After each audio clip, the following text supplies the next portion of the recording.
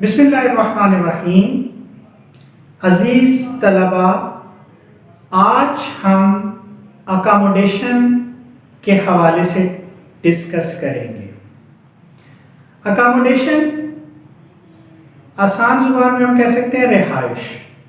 अब ज़ाहिर है एम्प्लॉई जो है अगर जॉब कर रहा है तो उसे जहाँ वो जॉब कर रहा है उसके साथ रिहाइश की भी ज़रूरत होगी।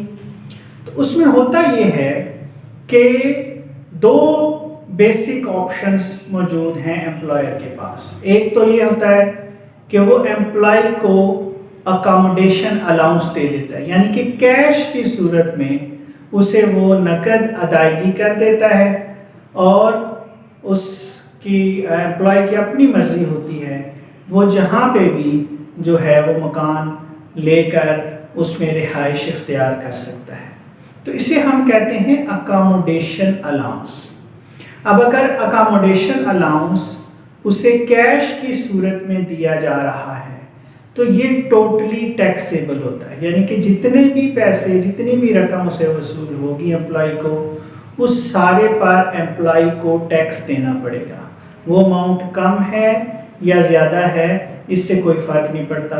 वो अगर 5,000 ले रहा है तो उस 5,000 पर भी उसे टैक्स देना पड़ेगा, और अगर वो 50,000 रुपया वसूल कर रहा है तो उस सूरत में उसे 50,000 पर भी टैक्स देना पड़ेगा। तो जो अकामोडेशन अलाउंस कैश की सूरत में एम्प्लॉय वसूल कर रहा है वो टोटली टैक्सेबल है। दूसरी सूरत जो है वो एम्प्लॉयर के पास ये होती है कि वो एम्प्लॉय को अकामोडेशन प्रोवाइड कर देता है। अब अकोमोडेशन दो तरह की होती है, एक को हम कहते हैं फर्निश्ड अकोमोडेशन और दूसरी होती है अनफर्निश्ड अकोमोडेशन। अनफर्निश्ड अकोमोडेशन में जो बाकी ज़रूरियात हैं वो आपको खुद से मैनेज करनी पड़ती है। फर्नीचर हो गया, कूलिंग अप्लायंसेस हो गए, जो रिहाइश के लिए चीज़ें वो खुद से मैनेज करनी पड़ती हैं, उसमें मौजूद नहीं होती। जबकि फर्निश्ड अकोमोडेशन में ऑलमोस्ट आपको सारी चीज़ें मौजूद होती हैं। तो सिंपली आप ये कह सकते हैं कि अनफर्निश्ड अकोमोडेशन वो है जिसमें आपको बुनियादी जो ज़रूरियात हैं वो साथ लेकर जानी पड़ेंगी और तब आप रिहाइश इख्तियार करेंगे। और फर्निश्ड अकोमोडेशन ऐसी है जहां आपने जाकर रहना शुरू कर देना है, वहां पर तमाम सहूलियात जो है वो मौजूद है। बहरहाल फर्निश्ड और अनफर्निश्ड से कोई फ़र्क नहीं पड़ता, बुनियादी तौर पर यह है कि उसको रिहाइश दी गई है। अब इसमें होता यह है कि दो पॉइंट आपने जहन में रखने हैं। पहला पॉइंट तो यह है कि अगर उसे अकोमोडेशन प्रोवाइड ना की जाती, वो रहने के लिए उसे जो है वो बिल्डिंग या रिहाइश ना दी जाती, तो डेफिनेटली उसके बदले में उसे अकोमोडेशन अलाउंस की सूरत में नकद अदायगी की जानी थी। तो वो कितनी है? तो वो अमाउंट है जो रिसीवेबल थी अगर उसे रिहाइश ना दी जाती। दूसरी जो चीज़ है वो है 45% ऑफ MTS। अगर क्वेश्चन में MTS ना दिया गया हो तो फिर हम बेसिक सैलरी को यूज़ करते हैं। तो बहरहाल एक्चुअल रूल जो है वो 45% ऑफ MTS यानी कि मिनिमम टाइम स्केल है। तो जो आपको दिया गया होगा, जैसे हमने लास्ट लेक्चर में देखा 15,000 उसका MTS था, तो पहले 15,000 का आपने मल्टीप्लाई करना है 12 से, क्योंकि सालाना बेसिस पर आपका टैक्स कैलकुलेट होता है, और फिर आप मल्टीप्लाई करेंगे 45% से, तो ये जो वैल्यू आ जाएगी ये उसकी 45% है।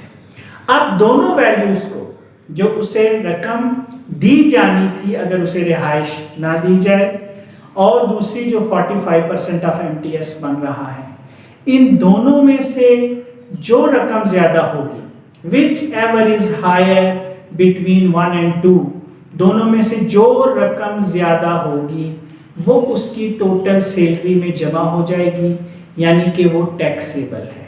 Whichever is higher between 1 and 2 is taxable, उस पर उसने एम्प्लॉय ने टैक्स देना है।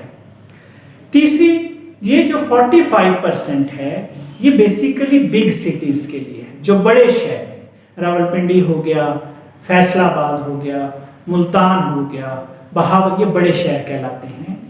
आसान ज़ुबान में आप ये समझ लें कि जो डिस्ट्रिक्ट लेवल की सिटीज़ हैं उन्हें हम बिग सिटीज़ कहते हैं और वहाँ पर ये 45% है। तीसरा जो रूल है वो मुफस्सल एरियाज़ का है।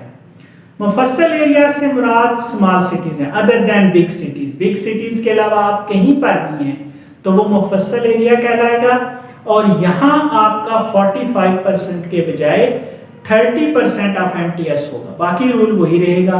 जो अमाउंट रिसीवेबल है अगर उसे रिहाइश ना दी जाती और 30% ऑफ MTS, जो 30% हमने लेना है MTS का, वो whichever is higher between 1 and 2 is taxable. यहाँ पर भी बाकी रूल वही है, दोनों में से जो रकम ज्यादा होगी वो उसकी टोटल सैलरी में जमा होगी और वो टैक्सेबल होगी। तो ये अकोमोडेशन का रूल है।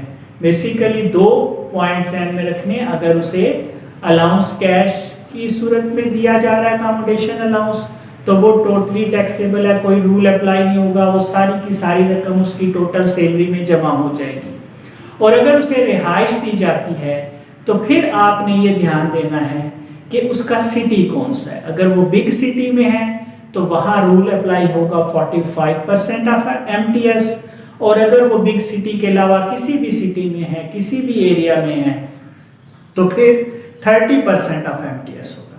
तो जो रकम उसने लेनी थी और 45% MTS या 30% ऑफ MTS, इनमें विच एवर इज हायर, वो उसके लिए टैक्सेबल हो जाएगा।